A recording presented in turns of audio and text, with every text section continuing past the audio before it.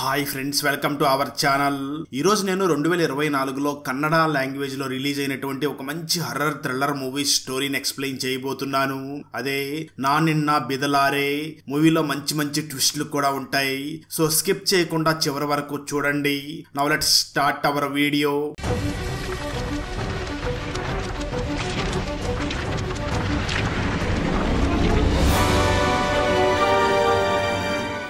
Video start చేసే ముందు మన ఛానల్లో లాస్ట్ వీడియోకి వచ్చిన బెస్ట్ కామెంట్ ఏమిటో చూద్దాం. అండ్ ఈ కామెంట్ నేను పర్సనల్ గా సెలెక్ట్ చేసింది అయితే కాదు, సాఫ్ట్వేర్ ఆటోమేటిక్ గా ఈ వీడియోని లైక్ చేసి కామెంట్ చేసిన బెస్ట్ కామెంట్ ని ర్యాండమ్ గా సెలెక్ట్ చేస్తుంది. So keep commenting. నెక్స్ట్ మీ కామెంటే సెలెక్ట్ అయ్యే ఛాన్స్ ఉంది. And thanks for commenting. Now let's start our video.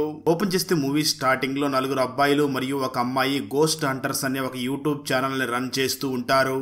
ఆ నలుగురు కూడా వేరు వేరు ప్రదేశాలకు వెళ్లి ఆ ప్లేసెస్ లో దెయ్యాలు ఉన్నాయా లేవా అని చెక్ చేసి అక్కడ వీడియోని షూట్ చేసి అప్లోడ్ చేస్తూ ఉంటారు. ప్రెజెంట్ ఆ 5 మంది కూడా కాట్లే కాటు అనే ఒక విలేజ్ లో ఉన్నటువంటి గిరిదాదా హౌస్ లో గోస్ట్లు ఉన్నాయని, ఆ ఇంట్లోకి అర్ధరాత్రి సమయంలో ఎవరు వెళ్ళినా వాళ్ళు తిరిగి రాలేదు అని ఇప్పటికీ చాలా మంది చెప్పుకుంటూ ఉంటారు. దాంతో అక్కడ నిజంగానే దెయ్యం ఉందా లేదా తెలుసుకోవడం కోసం ఈ 5 మంది కూడా అక్కడికి వచ్చి ఉంటారు. ఆ 5 మంది కూడా ఆ ఇంటి దగ్గరికి చేరుకుని చాలా డివైజుల్ని తీసుకుని ఆ ఇంట్లోకి వెళ్లి చెక్ చేస్తూ ఉంటారు. కానీ ఆ డివైజ్ నుంచి ఎటువంటి సిగ్నల్స్ కూడా రాకుండా ఉంటాయి. దాంతో ఆ 5 మంది కూడా ఈ ఇంట్లో ఎటువంటి ఆత్మ లేదు, గ్రామంలోని వాళ్ళు మాత్రమే ఇలా విచిత్రమైన పుకార్లు పుట్టించుకున్నట్లుగా ఉన్నారు అని అందరూ అక్కడి నుంచి తిరిగి వెళ్లబోతూ ఉంటారు. సరిగ్గా అదే సమయంలో ఆ ఇంట్లోకి వచ్చినటువంటి ఈ 5 మంది కళ్ళ ముందరే ఒక స్మోక్ లాంటి ఆకారం అద్దాలని పగలగొట్టుకుని బయటకు వెళ్లిపోతుంది. సరిగ్గా అదే సమయంలో వాళ్ళ దగ్గర ఉన్న డివైజ్లు కూడా బ్లింక్ అవుతూ ఉంటాయి. వాళ్ళు వెంటనే కిటికీలో నుంచి చూడగా వాళ్ళకి ఏదో నీడగా కనిపిస్తూ ఉంటుంది. దాంతో వాళ్ళు వెంటనే ఆ ఆకారాన్ని ఫాలో అవుతూ వెళ్ళగా సడన్ గా అది మాయమైపోవడంతో 5 మంది కూడా చాలా భయపడిపోయి ఆశ్చర్యపోతూ ఉంటారు. మనకు కనిపించినటువంటి ఆకారం ఎటు వెళ్ళింది అని ఆలోచిస్తూ ఉండగా ఇంతలో ఆ ఆకారం మళ్ళీ ఇంట్లో ఉన్న ఒక రూమ్ లో కనిపిస్తుంది. దాంతో ఈ 5 మంది కూడా ఆ రూమ్ లోకి వెళ్ళగా మళ్ళీ అక్కడ అది మాయమైపోతుంది. అయితే ఆ ఆకారం ఎక్కడైతే ఉందో అక్కడ డివైజ్ ని చెక్ చేస్తూ ఉండగా ఆ డివైజ్లన్నీ కూడా బ్లింక్ అవుతూ ఉంటాయి. డివైజ్ ఎక్కడెక్కడ బ్లింక్ అవుతుందో వాటిని ఫాలో అవుతూ అందరూ కూడా ఒక రూమ్ లోకి వెళ్ళగా అక్కడ ఉన్న వస్తువులు అన్ని కూడా ఒక్కసారిగా వీళ్ళ మీద అటాక్ చేస్తూ ఉంటాయి. దాంతో ఈ 5 మంది కూడా అక్కడి నుంచి పారిపోయి వేరు వేరు ప్లేసుల్లో దాక్కుని చూస్తూ ఉంటారు. సడన్ గా అదే సమయంలో ఎక్కడైతే వీళ్ళు దాక్కుని ఉన్నారో ఆ రూమ్ లో మంటల్లో కాలిపోతున్నటువంటి ఒక దెయ్యం అక్కడ ప్రత్యక్షం అవుతుంది. ఆ దెయ్యం వెంటనే అక్కడ ఉన్న ఒక వ్యక్తి మీద దాడి చేసి ఆ వ్యక్తిని అతి కిరాతకంగా చంపి ఆ తర్వాత అక్కడికి వచ్చిన వాళ్ళందరినీ కూడా ఒకరి తర్వాత ఒకరిని చంపేస్తూ ఉంటుంది. ఆ దెయ్యం ఆ గోస్ట్ హంటర్స్ టీమ్ లో ఉన్న అబ్బాయిలందరినీ చంపేయగా అమ్మాయి మాత్రం అతి కష్టం మీద ఆ ఇంట్లో నుంచి తప్పించుకుని తన కారు దగ్గరికి రాగా సరిగ్గా అదే సమయంలో ఆ అమ్మాయి మీద ఒక రక్తపు చుక్క పడుతుంది. దాంతో ఆ అమ్మాయి వెంటనే పైకి చూడగా అక్కడికి ఆ దెయ్యం వచ్చేసి తన మీద కూడా దాడి చేసి తనను కూడా అతి కిరాతకంగా చంపేస్తుంది. ఆ విధంగా గోస్ట్ హంటర్స్ టీం మొత్తాన్ని కూడా ఆ దెయ్యం చంపేస్తుంది. కట్ చేస్తే మరో పక్క రిషి అనే ఒక వ్యక్తిని చూపించడం జరుగుతుంది. ఒకరోజు ఆ రిషికి నది ఒడ్డున బాగా దెబ్బలు తగిలి ఉన్నటువంటి ఒక లేడీ కనిపించడంతో రిషి వెంటనే ఆ లేడీని హాస్పిటల్ కి తీసుకుని వెళ్లిపోతాడు. ఆ అమ్మాయిని తను అక్కడి నుంచి డైరెక్ట్ గా హాస్పిటల్ కి తీసుకుని వెళ్లి తనకి ట్రీట్మెంట్ చేయిస్తూ ఉంటాడు. ఆ అమ్మాయి చేతి మీద చార్వి అనే ఒక టాటూ కూడా ఉండడంతో బహుశా ఆ అమ్మాయి పేరు చార్వి అయి ఉంటుంది అని డాక్టర్ ని కలిసి మేడం ఇప్పుడు చార్వి కండిషన్ ఎలా ఉంది అని అడుగుతాడు.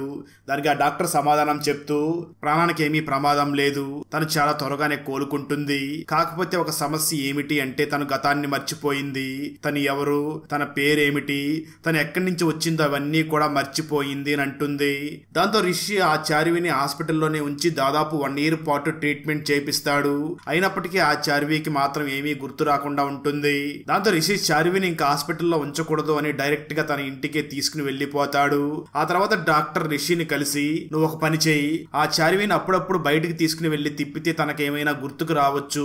అదేవిధంగా ఆ చార్వి డీటెయిల్స్ నీకు తెలియాలి అంటే నువ్వు పోలీసులు సహాయం తీసుకొని అంటుంది. ఆ తర్వాత రిషి వెంటనే తనకు తెలిసినటువంటి తన ఫ్రెండ్ అయినటువంటి ఒక పోలీస్ దగ్గరికి వెళ్లి జరిగిందంతా చెప్పడంతో తను వెంటనే రిషిని చూసి ఈ సంఘటన జరిగి 1 year అయింది అంటున్నావు, మరి అప్పుడే ఎందుకు పోలీసుల దగ్గరికి రాలేదు అని అడుగుతాడు. అయితే ఆ మాటలు విన్నటువంటి రిషి మాత్రం ఆ పోలీస్ ఆఫీసర్ ని చూసి నిజమే అప్పుడే రావాల్సింది, కానీ అప్పుడే నేను ఇక్కడికి వస్తే తన కండిషన్ అసలు బాగోలేదు, ఎవరైనా ఆస్తి కోసం తనని ఈ విధంగా చేశారేమో మనకేమీ తెలియదు కదా, అందుకే తన సేఫ్టీ కోసమే ఆ సమయంలో ఇక్కడికి రాలేదు, తనకంతా నార్మల్ అయిపోతే నేను తనకు సహాయం చేయాలి అనుకున్నాను అనుకొని తనకి బాగా ట్రీట్మెంట్ కూడా చేయించాను, కానీ ఇప్పటి వరకు తనకేమీ గుర్తుకు రావడం లేదు. అందుకే నేను ఇప్పుడు పోలీసుల సహాయం తీసుకోవడం కోసం ఇక్కడికి వచ్చాను అంటాడు. ఆ వెంటనే రిషి చార్విని రకరకాల ప్లేసులకి తీసుకుని వెళ్లి అవన్నీ కూడా చుట్టూ చూపిస్తూ ఉంటాడు. అయినప్పటికీ ఆ చార్వికి మాత్రం ఏమీ గుర్తు రాకుండా ఉంటుంది. అదే సమయంలో రిషికి ఆ పోలీస్ ఆఫీసర్ ఫోన్ చేసి, మాకు చార్వి గురించి పెద్దగా డీటెయిల్స్ ఏమీ తెలియలేదు, కాకపోతే సరిగ్గా 1 year బ్యాక్ కాటికాడు విలేజ్ లో ఈ చార్వి మిస్ అయినట్టుగా కేసు ఫైల్ అయి ఉంది. నువ్వు వెంటనే ఆ పోలీస్ స్టేషన్ కి వెళ్లి ఎంక్వైరీ చేస్తే చార్వి గురించి నీకేమైనా ఇన్ఫర్మేషన్ తెలుస్తుంది అని అంటాడు. దాంతో రిషి చార్వి తన ఫ్రెండ్ అయినటువంటి ప్రశాంత్ మరియు మీనాతో కలిసి ఆ కాటికాడు గ్రామానికి బయలుదేరి వెళుతూ ఉంటారు.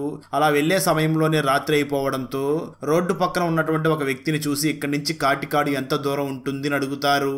దానికి ఆ వ్యక్తి సమాధానం చెప్తూ, ఇక్కడి నుంచి దాదాపు 25 కిలోమీటర్లు ఉంటుంది, ఇక్కడి నుంచి మీరు డైరెక్ట్ గా వెళ్ళిపోవచ్చు, కానీ రోడ్డు అంత మంచిగా బాగోలేదు, ఈ సమయంలో ఈ రోడ్డు మీద వెళ్ళడం అంత మంచిది కాదు, నా మాట విని ఈ రోజు రాత్రికి ఇక్కడే ఎక్కడన్నా స్టే చేసి రేపు మార్నింగ్ వెళ్ళండి అంటాడు.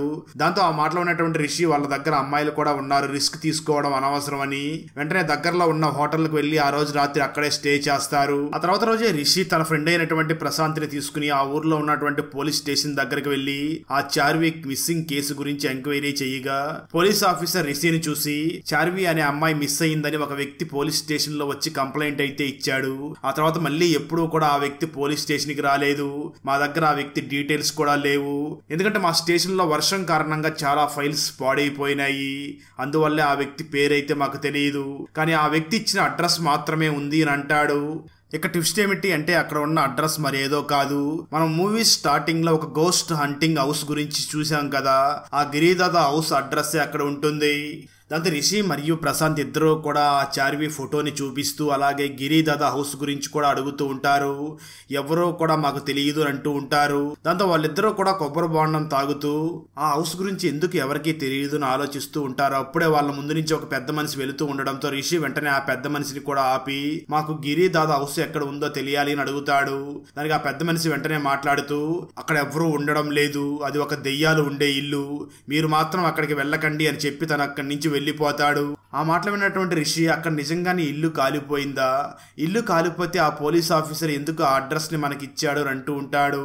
సరిగ్గా అదే సమయంలో అక్కడ కొబ్బరి బోండల కొడుతున్న వ్యక్తి వెంటనే రిషిని చూసి, మీరు మాట్లాడుతున్నది గిరిదాద హౌస్ గురించే కదా, ఆ హౌస్కి ఏమీ అవ్వలేదు, ఇంకా అది అలాగే ఉంది, కేవలం అది మాత్రం మూతబడి ఉంది, కానీ మీరు మాట్లాడినటువంటి ఆ వ్యక్తి మాత్రం అందరికీ అదే స్టోరీని చెప్తూ ఉంటాడు, కాకపోతే ఆ ఇల్లు మాత్రం చాలా సంవత్సరాల నుంచి ఖాళీగానే ఉంది, ఆ ఇంట్లో ఏం జరిగింది, ఎందుకు ఆ ఇల్లు ఖాళీగా ఉంది అవేమీ మాత్రం మాకు తెలియదు, అయితే గ్రామంలో ఉన్న వాళ్ళందరూ కూడా ఖచ్చితంగా ఆ ఇంట్లో దెయ్యం ఉంది అని చాలా బలంగా నమ్ముతూ ఉంటారు అని అంటాడు.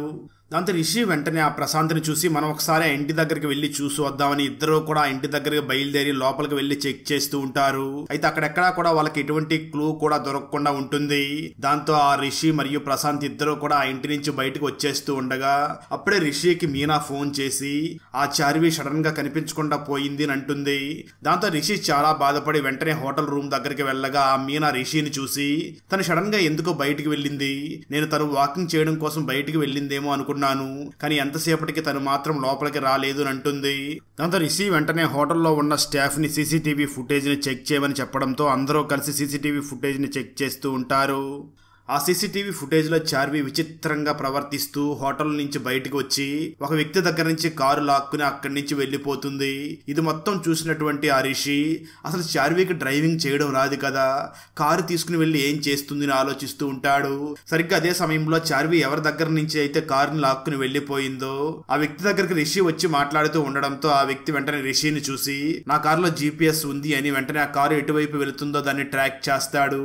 అది మొత్తం చూసినటువంటి రిషికి, ఈ చార్వి ఇంతకు ముందు మేము ఏదైతే ఒక ఇంటి దగ్గరికి వెళ్ళి వచ్చాం కదా, ఆ గిరిదాద హంటింగ్ హౌస్, అక్కడికే వెళుతుంది అని డిసైడ్ అయ్యి రిషి వెంటనే తన ఫ్రెండ్ ప్రశాంత్ ని చూసి, మనం కూడా వెంటనే అక్కడికి వెళ్ళాలి, ఆ ఇంటి దగ్గరే బహుశా మనకి ఏదో క్లూ దొరికేలాగా ఉంది, ఈ అవకాశం మనం వదులుకోకూడదు అని రిషి ప్రశాంత్ ఇద్దరు కూడా అక్కడి నుంచి బయలుదేరి ఆ ఇంటి దగ్గరికి వెళుతూ ఉంటారు. అయితే మీనా మాత్రం ఆ హోటల్లోనే స్టే చేస్తూ ఉంటుంది. అలా రిషి మరియు ప్రశాంత్ ఇద్దరు కూడా చార్విని ఎత్తుక్కుంటూ చార్వి వెళ్ళినటువంటి ఇంటి లోపలికి వెళ్ళగా ఆ ఇంటి డోర్ సడన్ గా లాక్ అయిపోయి ఇంటి లోపల ఉన్నటువంటి చార్వికి దెయ్యం పట్టి ఒక్కసారిగా రిషి మరియు ప్రశాంత్ మీద చాలా తీవ్రంగా దాడి చేస్తుంది.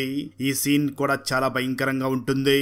అయితే రిషిని కాపాడడం కోసం ప్రశాంత్ పెద్ద కర్ర తీసుకుని చార్విని బలంగా కొట్టడంతో చార్వి సడన్ గా అక్కడ స్పృహ కోల్పోవడంతో రిషి వెంటనే చార్విని అక్కడి నుంచి హాస్పిటల్ కి తీసుకుని వెళుతూ ఉంటాడు. అక్కడ చార్వి బాడీని ఆవహించినటువంటి ఆత్మ గట్టిగా మాట్లాడుతూ, ఈ చార్వి నాది, నేను ఈ ప్లేస్ నుంచి ఎక్కడికి వెళ్ళను, మీరెవరో కూడా నన్ను ఏమీ చెయ్యలేరు అంటూ గట్టిగా అరుస్తూ ఉంటుంది. వచ్చేస్తే ఆ తర్వాత రోజు మార్నింగ్ రిషి మరియు ప్రశాంత్ ఇద్దరు కూడా రాత్రి జరిగిన సంఘటన గురించి మాట్లాడుతూ ఉంటారు. సరిగ్గా అదే సమయంలో ముసలి వ్యక్తి కిటికీ దగ్గరికి వచ్చి లోపల ఉన్నటువంటి చార్విని చూస్తూ ఉండడంతో అది గమనించినటువంటి రిషి మరియు ప్రశాంత్ వెంటనే చార్విని గమనిస్తున్నటువంటి ఆ ముసలి వ్యక్తిని చూసి అక్కడ ఏం చేస్తున్నావు అని అడుగుతారు. దాంతో ఆ ముసలి వ్యక్తి అక్కడి నుంచి పారిపోతూ ఉండడంతో రిషి పరిగెట్టుకుంటూ వెళ్లి ఆ ముసలి వ్యక్తిని పట్టుకోగా ఆ ముసలి వ్యక్తి మరెవరో కాదు, ఇంతకు ముందు వీళ్ళకి అడ్రస్ చెప్పినటువంటి ఆ ముసలి వ్యక్తి అక్కడికి వచ్చి ఉంటాడు.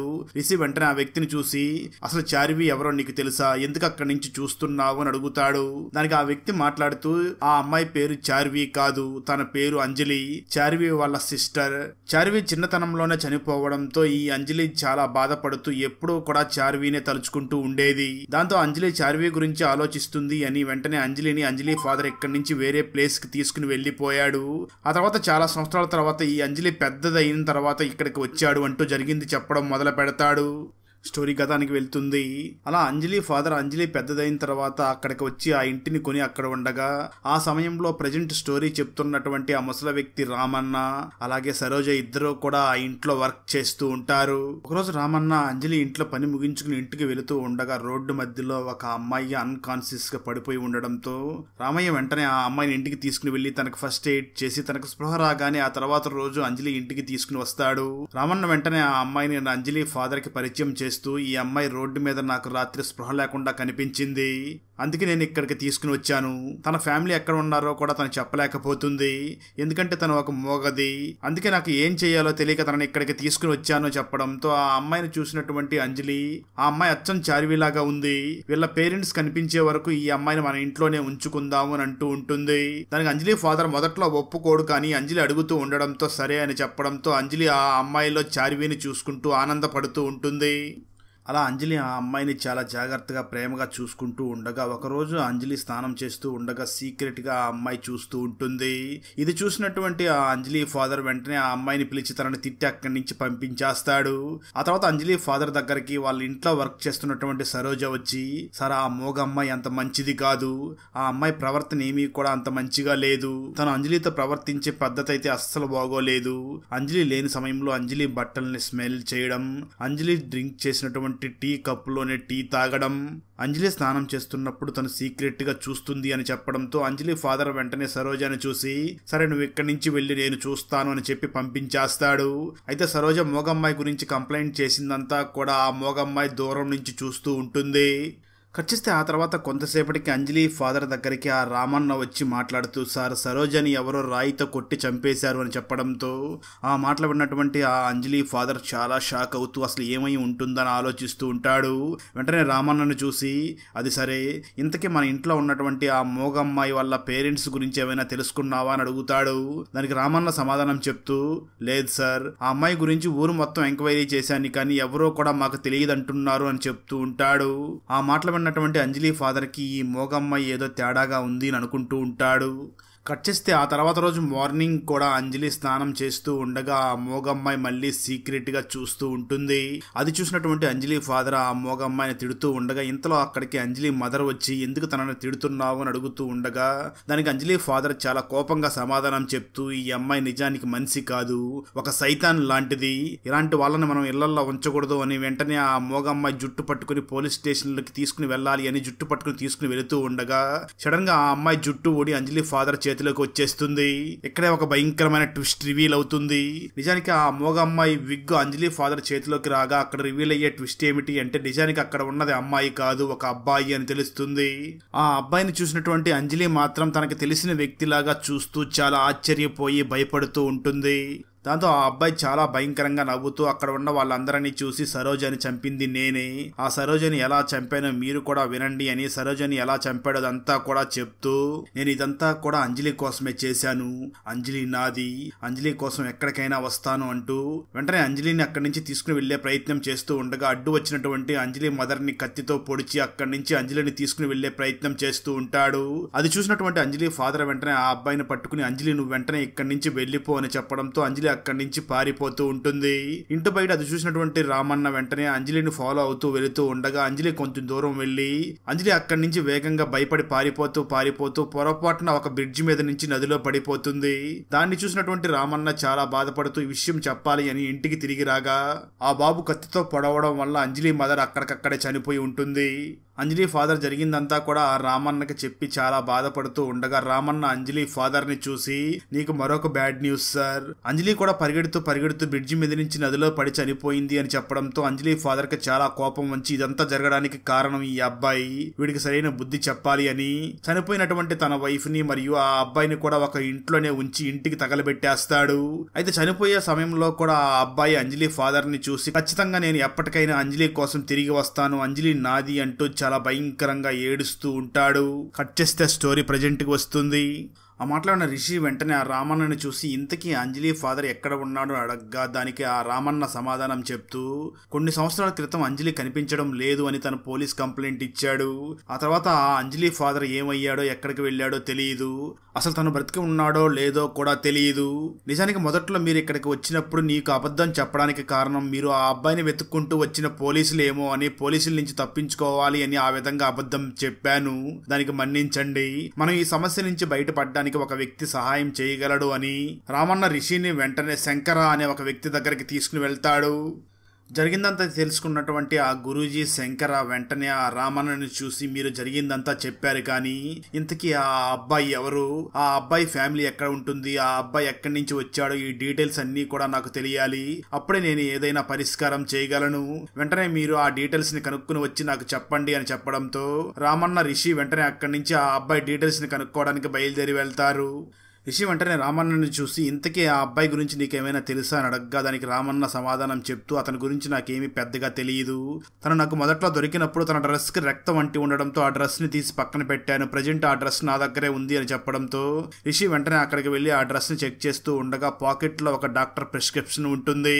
రిషి వెంటనే ఆ ప్రిస్క్రిప్షన్ ని ఒక మెడికల్ షాప్ దగ్గరికి తీసుకుని వెళ్లి ఈ మెడిసిన్ ని ఎవరికి ఇచ్చేవారు అని అడగ్గా ఆ మెడికల్ షాప్ లో ఉన్న వ్యక్తి రిషిని చూసి ఈ మెడిసిన్ చాలా రేర్, ఈ ఏరియాలో ఉన్న ఒక అమ్మాయి కోసమే మేము ఆర్డర్ పెట్టి ఈ మెడిసిన్ ని తెప్పించే వాళ్ళం, ఆ అమ్మాయికి ఒక రేర్ డిసీజ్ ఉంది, అందుకోసమే మేము ఈ మెడిసిన్ ని తెప్పించే వాళ్ళం, కానీ కొన్ని సంవత్సరాల నుంచి ఆ అమ్మాయి ఇక్కడికి రావడం లేదు, ఎందుకు ఆ అమ్మాయి ఈ మెడిసిన్ ని వాడడం మానేసినట్లుగా ఉంది, నిజానికి ఈ మెడిసిన్ ని ఇక్కడ ఉన్నటువంటి డాక్టర్ రవీంద్రనే రాశారు అని చెప్పడంతో రిషి వెంటనే ఆ డాక్టర్ రవీంద్రని వెతుకుతూ అక్కడికి బయలుదేరి వెళ్తాడు.